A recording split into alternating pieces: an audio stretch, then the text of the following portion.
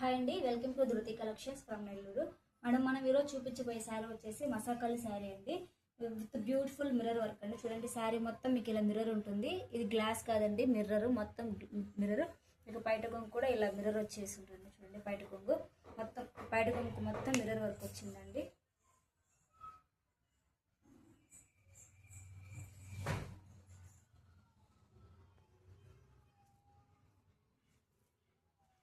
At the same time చూడండి, శారీ మొత్తం ఇలా ఉంది.